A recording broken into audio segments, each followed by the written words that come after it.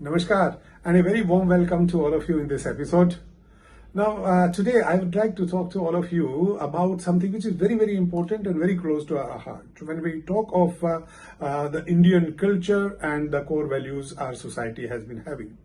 And it is only because of this rich Indian culture and those values that we have been able to survive a lot many problems in the past. You know it very well that our culture is rich, not only rich, it is very, very old also.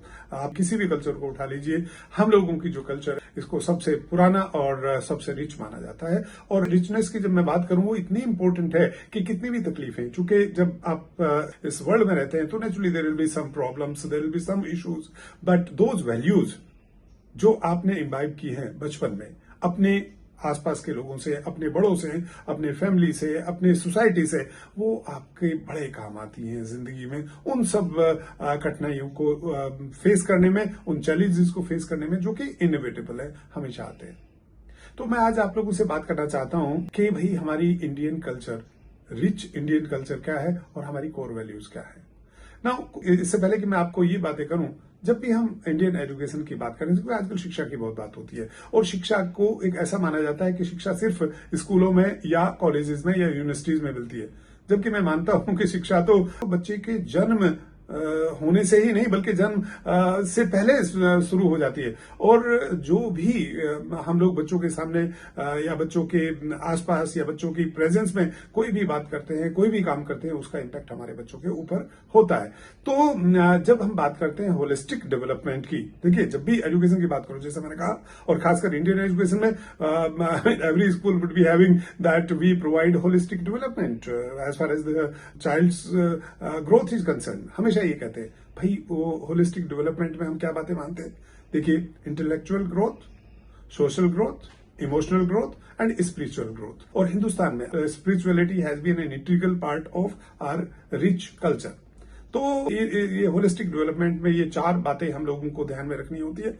अब देखिए, हमारी जो core values है वो core values हैं क्या, हम सब जानते हैं। मैं आप सब लोगों से आज शायद इसका एक तरह से रीइंफोर्समेंट है, रिवीजन है, एक दूसरे को याद दिलाने की बात है। और जो पहली हमारी कोर वैल्यू रही है इंडियन कल्चर की, फिर मैं कहूंगा रिच कल्चर की, वो है रिस्पेक्ट फॉर एल्डर्स। हमारे यहां अपनों से बड़ों का आदर सम्मान बहुत मायने रखता था, बहुत ज्यादा वैल्यू थी इसकी।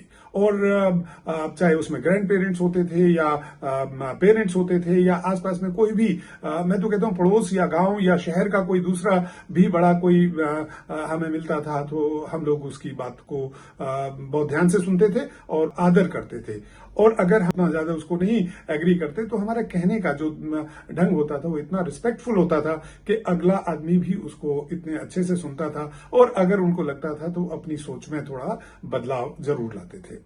तो ये तो एक सबसे बड़ी बात हमारे यहाँ रही, जो आजकल कभी कभार मुझे लगता है कुछ लोग जो सो कॉल्ड मैनेजमेंट गुरु बन गए हैं उनको लगता है कि ये क्या बात हुई, ये इस तरह से तो नहीं होना चाहिए, कोई दूसरे के ऊपर कैसे कोई ये चला सकता है। नहीं, कोई भी सोसाइटी या कोई भी समाज अच्छे से चल रहा है तो उसके लिए इस तरह की वैल्यूज का होना बहुत जरूरी। तो रिस्पेक्ट का for the elders is a very very, for that matter everyone, but particularly elders के लिए, अपने माँ बाप हैं, अपने ग्रैंड पेरेंट्स हैं, अपने और फैमिली मेंबर्स हैं, हमें उनका प्रति रिस्पेक्ट, ये हमारा एक कोर रहा है हमारी कल्चर का।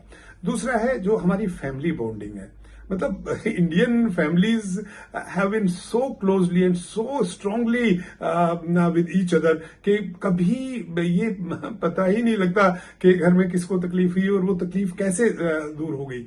मैं आपको बताऊं, पिछले दिनों में मैं किसी से बात कर रहा था और उन्होंने मुझे अपने बारे में, जिस शहर में रहता हूं, जोधपुर में मैं रहता हूं, तो वहां पर ये बात चली कि उस फैमिली के अंदर करीब 40 से 50 लोग एक साथ रहते हैं। इतने फैमिली मेंबर्स एक साथ रहते हैं। आप लोग जो कहीं बाहर मेट्रोज में सुन रहे होंगे इन बातों को, आपको अचंभा होएगा और आपको लगेगा कि ये हो कैसे सकता है। भाई वो इतने खुश हैं और उन्होंने मुझे एक बात और बताई, उनके एक बड़े फैमिली मेंबर्स हैं, कि भाई हमारे घर में उनकी पत्नी को शायद कोई तकलीफ हो गई थी and that she was taken to hospital in a metro city and that fellow was to be with her for about a month rather more than that. तो he said, I didn't worry about my children, I didn't worry about my business because it was taken care by the family member so well कि ना तो मेरे बच्चों को ये पता लगा कि मम्मी पापा यहाँ नहीं है और ना ही मेरे बिजनेस पे इस बात का कोई नेगेटिव इम्पैक्ट आया। तो मैं ये नहीं कह रहा हूं कि भाई यही सही है, बट मैं आपको कह रहा हूं कि हमारे यहाँ फैमिली बॉन्डिंग, ये तो आजकल केसेस हमें एग्जांपल्स ढूंढने पड़ते हैं और खासकर ये छोटे शहरों में हमें फिर भी बहुत मिल जाते हैं, बड़े शहरों में थोड़ी मुश्किल हो रही है हमारे लिए। There are reasons for that, I am not blaming anybody for that, but ये तो हमारी एक अनदर कोर वैल्यू हमारी कल्चर की रही, हमारे समाज की रही, और इसने हमें बहुत संबल दिया, बहुत हमें इसने आगे बढ़ाया। तीसरी बात आती है काइंडनेस। मतलब हमारे आप देखिए पुराने कितने भी ग्रंथ आप पढ़ें, कितनी भी चीजें हमारी पढ़ें, कितनी भी कहानियां आप पीछे की सुने, तो आपको पता चलेगा कि जो काइंडनेस थी हमारे यहाँ, दयालु होना, मतलब not only towards the human beings, even towards the nature, towards the animals, पशु पक्षियों के प्रति भी जो काइंडनेस थी वो बहुत अधिक थी। और ये कोई दिखाने के लिए नहीं थी, ये सिर्फ कहानियां लिखने के लिए नहीं थी, ये it used to come from within, ये हमारा इंटीग्रल पार्ट था, हमारे अंदर रची बसी ये चीजें थी। फिर ऑनेस्टी और इंटेग्रिटी, ये तो आपने राजा हरिश्चंद्र की तो मैं का तो नाम मैं एक ले सकता हूं, ऐसे तो हमारे हजारों लाखों मतलब आपको स्टोरीज और रियल स्टोरीज आपको मिल जाएंगी जहां लोगों ने अपना ऑनेस्टी और इंटेग्रिटी को कभी नहीं छोड़ा। कोई किसी से कोई बात कही तो उस बात को फॉलो किया और ईमानदारी से फॉलो किया, मतलब यह नहीं कि कोई किसी के दबाव में फॉलो किया, खुद को लगता था कि मेरी जो ऑनेस्टी और integrity again is an integral part of our existence. ये बड़ी एक बात रही। दूसरा टॉलरेंस, आप देखिए जब हम इकट्ठे रहते हैं ये सब एक दूसरे से मिले जुड़े, आप ये मत मानिए कि मैं ये कह रहा हूं कि ये चीजें अलग अलग हैं, ये सब एक दूसरे से मिले हुए हैं। टॉलरेंस, जब हम एक साथ रहते हैं, शेयरिंग, जब हम एक साथ रहते हैं, इतने आसानी से ये चीजें सीख लेते थे हम, और वो हमारे साथ चलता रहा। और यही कारण है कि हिंदुस्तान बावजूद उसके कि हमारे यहां भी कोविड ने कहर ढाया, लेकिन बहुत सारी फैमिलीज, हजारों लाखों फैमिलीज ऐसी थी जो एक साथ रह रही थी। वो ये बात अलग थी कि वो बाहर नहीं निकल पाते थे, लेकिन अंदर 10, 15, 20 लोग एक साथ रह रहे हैं तो they could survive much better than what it was possible for somebody who was alone, और दे वर 2 or 3 in that number staying together only 24 hours and was difficult for them. तो ये हमारी टॉलरेंस हम लोगों ने डेवलप करी जब हम फैमिली बॉन्डिंग हमारी स्ट्रांग रहती थी। इस तरह से ग्रेटिट्यूड, अगर देखिए आपके लिए कोई कुछ करे, आपके लिए कोई अच्छा सोचे, उसके प्रति एक ग्रेटिट्यूड रखना, एक आपकी ह्यूमिलिटी आपके लिए बहुत इंपॉर्टेंट है। तो ह्यूमिलिटी, ग्रेटिट्यूड, ये बहुत इंपॉर्टेंट कोर वैल्यूज थी हमारी। और आज भी जब हम एजुकेशन में बात करते हैं, चूंकि मैं एक शिक्षक हूं, तो हमेशा यही है कि इन बातों पे बहुत जोर दिया जाए, इन बातों पे अधिक मतलब इनको महत्व दिया जाए। जहां तक इंटेलेक्चुअल पार्ट है बच्चों का, एकेडमिक पार्ट है, बच्चे कर ही लेंगे और कर ही लेते हैं, लेकिन जिन बच्चों ने ये वैल्यूज अपने अंदर इम्बाइब कर ली, आप मान के चलिए कि वो जिंदगी में कभी पीछे नहीं हटेंगे। जहां तक प्रोग्रेस की बात है, कुछ बनने की बात है, वो सब बन जाते हैं, सभी कुछ ना कुछ बन जाते हैं, इसमें कोई दो राय नहीं। But those children who are equipped with these values, core values of our Indian civilisation, Indian culture, they are the ones who remain always happy and they are the ones who always keep others around them happy. उनको कभी कोई तकलीफ इस तरह की नहीं होती। तो आप लोग सोच रहे होंगे मेरे दिमाग में ये बात क्यों आई, ये इसलिए आती है क्योंकि हम लोग पूरे साल कोई ना कोई त्योहार मनाते हैं, कोई ना कोई फेस्टिवल हम मनाते रहते हैं। पिछले दिनों में हमने कुछ फेस्टिवल्स मनाए और उसमें बहुत सारी बातें ऐसी आती हैं, जबकि देखिए पुराने वक्त में अगर मैं 20 साल 30 साल पहले की बात बताऊं तो बच्चों को ये सारी चीजें, पूजन, किस तरह पूजा की जाती है, किस तरह से आरती की जाती है, ये सब बच्चों को सिखाया जाता था। अब मैंने बात इसलिए छेड़ी है कि आजकल थोड़ा सा व्यापारिक जो पुट है वो थोड़ा ज्यादा आ गया, बिजनेस कॉन्सेप्ट थोड़े से ज्यादा आ गए, तो इधर भागना उधर भागना, छुट्टियां मनाना, इनको छुट्टियों के रूप में ही ना लेकर के थोड़ा सा एक लर्निंग के रूप में लिया जाएगा तो बहुत अच्छा होगा। और हम अपने बच्चों के लिए बहुत बड़ा काम कर रहे होंगे। खाली अच्छे बड़े स्कूल से ही काम नहीं चलेगा, इन वैल्यूज को उन स्कूल्स के अंदर भी उसी तरह से स्थापित करना पड़ेगा जैसे कि कभी गुरुकुल में हुआ करती थी।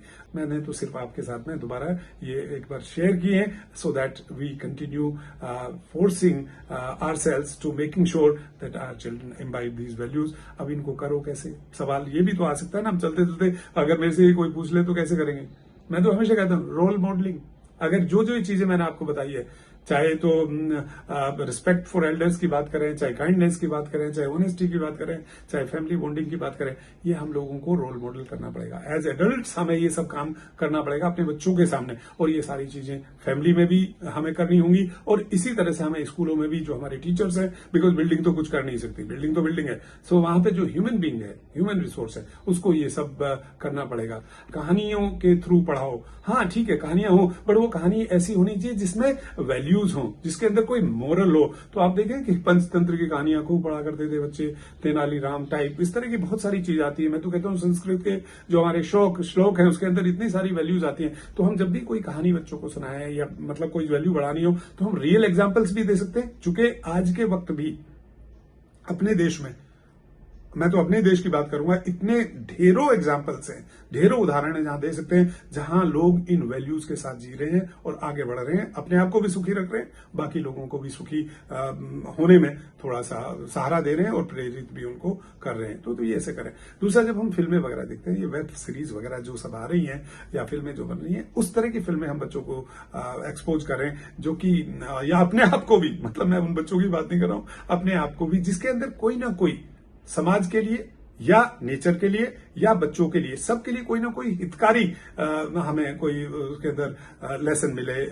जैसे तारे जमे पे फिल्म है, हिचकी फिल्म, और इस तरह की बहुत सारी फिल्में आज भी बन रही हैं, जहां की बच्चों को बड़ों का आदर करना, नेचर के प्रति संवेदनशील होना, और वो सिर्फ कहानियों में, वंस अगेन फिल्मों में और कहानियों में नहीं होना चाहिए, ये हमें करना भी चाहिए। यही नहीं होना चाहिए कि एक दिन पटाखे चले तो पोल्यूशन हो गया, हम लोगों ने शोर मचाया, अखबार में भी आया, हम लोग भी परेशान हुए, और 2 दिन बाद हम सब भूल गए।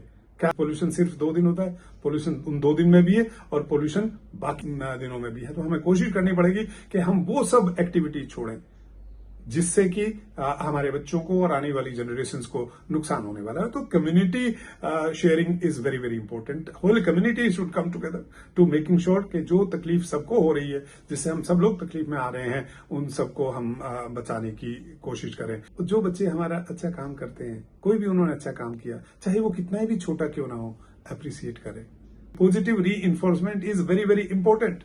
Any little task good done by child should be appreciated. तो आप इन चीजों पे ध्यान दें, अपने आप को स्वस्थ रखें, अपने आप को खुश रखें, अपने आप को मतलब डुबो लें अपनी रिच इंडियन कल्चर में, उन कोर वैल्यूज में, so that our children who are around us also get immersed in them and they come stronger in their life and they face the future challenges much strongly, much bravely than what they would be able to do otherwise. With these thoughts, I'll take your leave. Thank you very much. God bless us all.